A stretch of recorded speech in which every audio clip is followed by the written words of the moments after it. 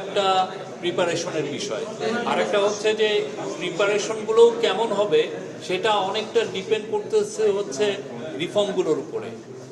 এই কনস্টিটিউশনাল রিফর্মের কথা আসছে, পুলিশের রিফর্মের কথা আসছে, আপনার জুডিশিয়ারি রিফর্মের কথা আসছে, সিভিল ব্যুরোক্রেসি রিফর্মের কথা আসছে, ইলেকশন কমিশন রিফর্মের কথা আসছে।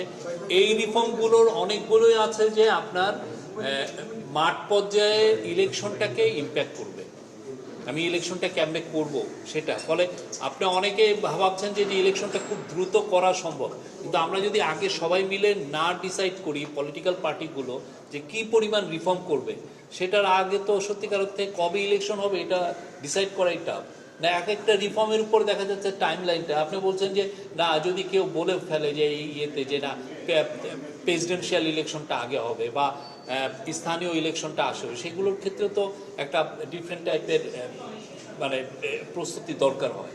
তো ওই পুরো প্রস্তুতিকে সামনে রেখেই চিফ অ্যাডভাইজার দুইটা টাইম লাইন দিয়েছিলেন। একটা হচ্ছে যে যদি কম রিফর্ম হয় সেক্ষেত্রে ডিসেম্বরের মধ্যে ইলেকশন হবে, আর যদি কম রিফর্ম পলিটিক্যাল পার্টিগুলো মনে করেন যে না ইন্টারিম গভর্নমেন্টকে দিয়ে আমরা আরও বেশ কিছু রিফর্ম করিয়ে নিব, সেক্ষেত্রে জুন 2026-এর কথা উনি বলেছেন। এবং এটা সত্যিকার অর্থে খুব বেশি টাইম যে আমরা নিচ্ছি তাও তো না, খুবই একটা যুক্তিযুক্ত একটা টাইমের কথা চিফ অ্যাডভাইজার বলেছেন।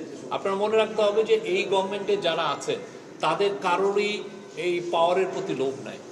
তারা তাদের স্ব জায়গায় তারা বুৎপত্তি অর্জন করেছিলেন এবং তারা সেই জায়গাগুলোয় আবার সেই জায়গায় কাজ করে ওনারা আনন্দ পান, ওনারা ওই জায়গায় ফিরে যাবেন।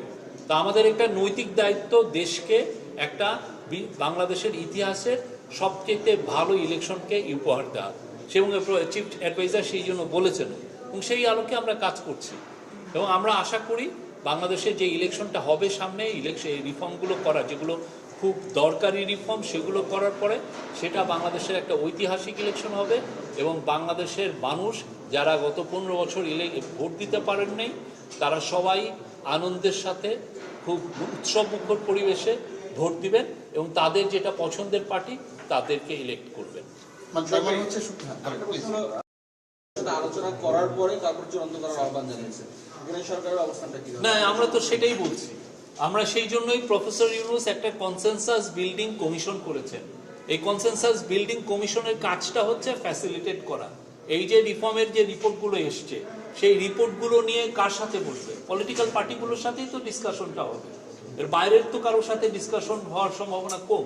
অবশ্যই কিছু কিছু স্টেক হোল্ডার আছেন তাদের সাথে হবে, কিন্তু মূল আলোচনাটা হবে পলিটিক্যাল পার্টি এবং তাদের কনসেনসাসের উপরেই রিফর্মগুলো নির্ধারণ করছে। তারা যে ঐক্যমতে আসবেন যে না আমরা এই রিফর্মগুলো করব, প্রফেসর ইউনূস সেই রিফর্মের জন্যই তো কাজ করছেন, সেই রিফর্মটা। এবং এখানে ইন্টারিম গভর্নমেন্টের কোনো মূল কাজটা হচ্ছে একটা রেফারির মতো, আম্পায়ারের মতো আমরা কাজটাকে এগিয়ে নিচ্ছি, ফ্যাসিলিটেট করছি এবং সেই ফ্যাসিলিটেট করে আমরা যাতে রিফর্মটা ঠিক মতো টাইমলি হয় সেইটা। এবং আপনি দেখবেন যে কনসেনসাস বিল্ডিং কমিশন পুরো রিপোর্টগুলো সবগুলো এখন আপনি দেখেন যে কিছু কিছু এই 5টা রিফর্ম কমিশনের কিছু কিছু রিপোর্টে ওভারল্যাপিং হয়েছে, সেই ওভারল্যাপিংটাকে ওরা ঠিক করছে। করার পর পুরো রিপোর্ট যখন আমাদের ইন্টারিম গভর্নমেন্টের হাতে আসবে, ইন্টারিম গভর্নমেন্ট সমস্ত পলিটিক্যাল পার্টির সাথে কথা বলবে এবং এই কথাটা বলবেন কে?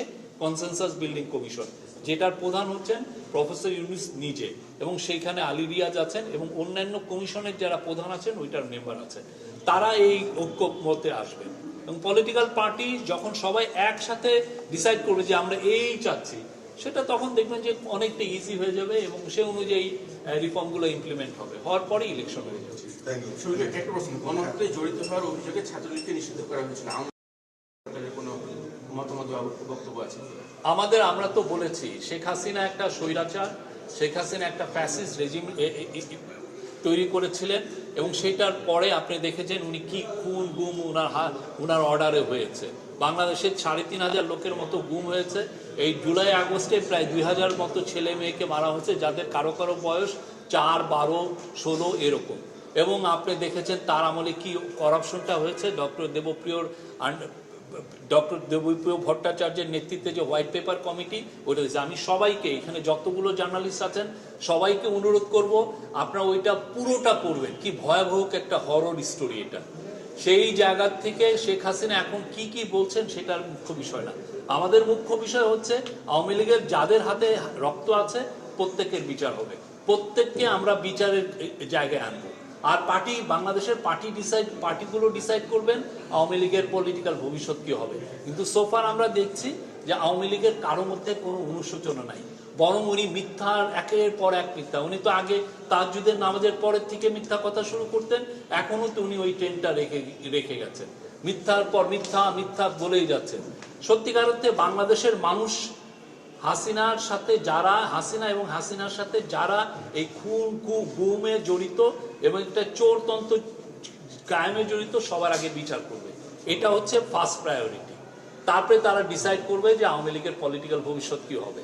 আমাদের তরফ থেকে এই গভর্নমেন্টের কোনো প্ল্যান নাই আওয়ামী লীগকে ব্যান করার।